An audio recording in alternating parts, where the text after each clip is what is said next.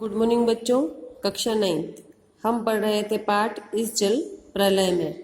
हमने यहाँ तक पढ़ दिया था कि जो लेखक हैं वो पानी देखने के लिए बाहर निकलते हैं जब वो पूना में होते हैं ना, पुनपुन और उन शहरों में पानी आ चुका होता है। चलो, जब रिक्शा वाला कहता है कि आप कहाँ जाएंगे सर, पानी तो पूरे शहर में भर चुका है, तो वो कहते हैं चलो पानी कैसे घुस आया वही देखना है। ऐसा कहकर वो रिक्शे में बैठ जाते हैं, ठीक है, और वहां से वो आगे बढ़ते हैं।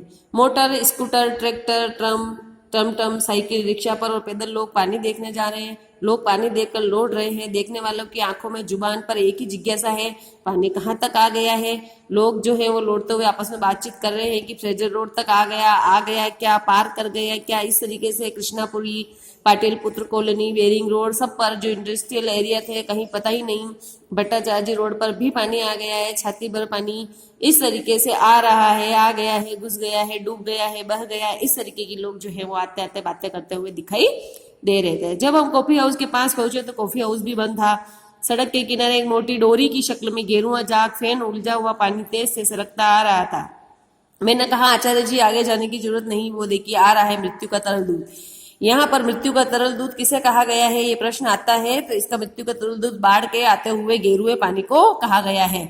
जब पानी तेज आता है और उसके साथ मिट्टी बहकर आती है, जो पानी है वो भूरे कलर का डोरी की शक्ल में दिखाई दे रहा था। आतंक के मारे में दोनों हाथ बरबस जुड़ गए, यानी भगवान को नमन करने लगे। निवेदन है कि मेरा मुंह से कुछ अस्फुट शब्द निकले, हाँ मैं बहुत कायर हूँ, डरपोक। रिक्शा वाला बहादुर है, कहता है चलिए ना थोड़ा और आगे चलते हैं, क्योंकि वो इस चीजों को हमेशा ही फेस करते हैं, इसलिए उन लोगों को डर नहीं लगता है। रिक्शा वाला आदमी बोला, भीड़ में एक आदमी बोला, ये रिक्शा करंट बहुत तेज है, आगे मत जाओ। करंट का मतलब बहाव पानी का बहुत तेज है। रिक्शा वाले से अनुनय भरे स्वर में कहा, लोटा ले भैया, आगे बढ़ने की जरूरत नहीं है। रिक्शा मोड़कर हम अप्सरा सिनेमा हॉल के बगल में गांधी मैदान की ओर चले। पैलेस होटल, इंडियन एयरलाइंस दफ्तर के सामने पानी भर रहा था। पानी की तेज धारा पर लाल लहरें, नियम वाले विज्ञापनों की पर्चियां, सैकड़ों रंगीन सांपों की दृष्टि करती, यानी दीवारों पर जो बने हुए थे सिनेमा हॉल के और इनके जो पोस्टर लगे हुए थे, वो पानी में जब उनकी पर्चे पड़ रही थी तो ऐसा लग रहा था कि जो रंगीन सांप है वो घूम रहे हैं। गांधी मैदान की रेलिंग के सहारे हजारों लोग खड़े देख रहे थे। दशहरा के दिन रामलीला में राम के रथ की प्रतीक्षा जितने लोग नहीं करते, उससे भी ज्यादा आज पानी में थे। खेलकूद की सारी स्मृतियों पर धीरे धीरे गहरी पानी जो है वो फैलता जा रहा था। हरियाली शनै शनै यानी धीरे धीरे भी खत्म होती जा रही थी। इस बीच एक अधेड़ मुस्टंड और गवाह जोर से बोला, यह अब दानापुर डूब रहा है तो पटनिया बाबू लोग पलट उलट कर देखने भी नहीं आए, अब बूझो। यानी पहले ऐसा हुआ होगा कि जो बाढ़ आई और किसी ने उनकी खबर नहीं ली तो वो वहां पर बोल उठा। मैंने अपने आचार्य कवि मित्र से कहा, पहचान लीजिए, यह वह आदमी है जिसकी खोज हर साहित्यिक गोष्ठियों में होती है। इसके वक्तव्य में दानापुर के बदले उत्तर बिहार अथवा कोई भी बाढ़ग्रस्त ग्रामीण क्षेत्र जोड़ दीजिए। कि इस बात को लेकर आप एक निबंध और कुछ भी लिख सकते हैं, सिर्फ जगह का नाम जो है वो परिवर्तन कर देना।